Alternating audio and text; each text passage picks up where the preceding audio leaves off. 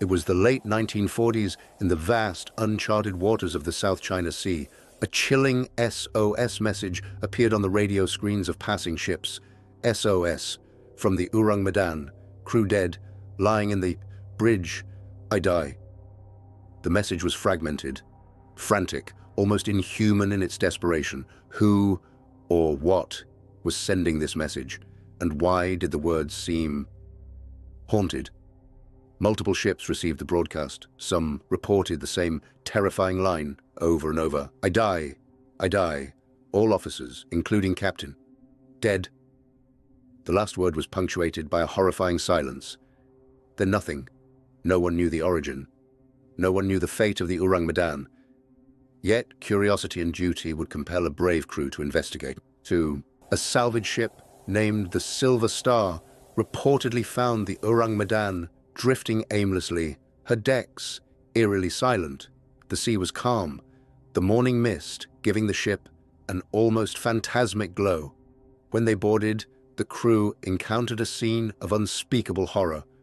Bodies, every single crew member, lay sprawled across the deck and bridge, eyes wide open, mouths frozen in silent screams. Hands were outstretched as if pleading for help, pointing at what?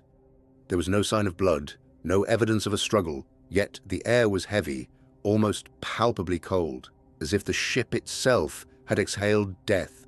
The captain's body was found in the chart room, his hand gripping the wheel. Officers were slumped over radios as though their final moments were caught mid-action. The Silver Star crew reported a pervasive feeling of dread. Instruments malfunctioned, compasses spun wildly, and strange metallic odors filled the air.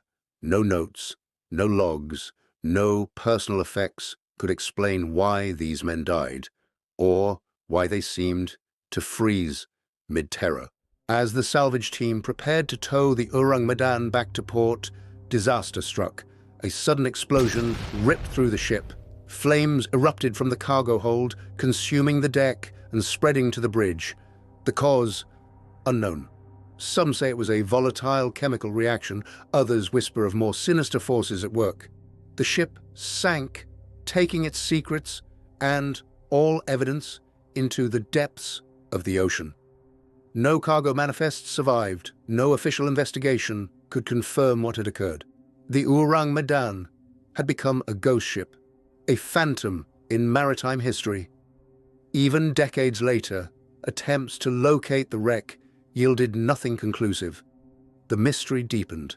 How could an entire crew die suddenly, with no visible cause, leaving only silence and terror behind? Over the years, explanations have ranged from the plausible to the unthinkable. Chemical theories suggest that the Ourang Medan's cargo may have included highly toxic substances like nitrocellulose or zinc phosphide. A leak could have poisoned the crew, causing paralysis and death, explaining the frozen expressions. Yet, skeptics argue, why were there no physical burns? No residues, no warning signs that would accompany such a chemical disaster. Others point to paranormal possibilities. Could the ship have been cursed? Some accounts speak of the crew looking at something on deck that terrified them beyond reason, hinting at ghosts or extraterrestrial visitors. Even more chilling are theories of psychic contagion. The idea that fear itself, transmitted from mind to mind, could have killed the crew, a mass psychogenic effect at sea, where terror becomes lethal. Some fringe theorists argue that the ship had encountered an alien entity, a presence beyond comprehension. They claim that the crew's expressions of horror were not fear of death, but of something utterly incomprehensible, scientific, supernatural, chemical, extraterrestrial. None of these explanations fully satisfy. Each theory raises more questions than answers. The SS Ourang Medan is more than a shipwreck. It is a symbol of the unknown, a chilling reminder of how the sea can swallow secrets and legends alike. Why did the crew die? Why were their faces frozen in terror? And why was the ship never found again? Maritime historians are still divided. Some believe the story is exaggerated or even fabricated, a sensational ghost tale from post-war newspapers. Others argue that the consistent reports from multiple sources suggest a kernel of truth, too horrifying to fully accept. The Ourang Medan challenges our understanding of life, death, and the natural order. It reminds us that the ocean is not just water and waves, but a repository of mysteries that may never be solved. Even today, sailors whisper about the ship.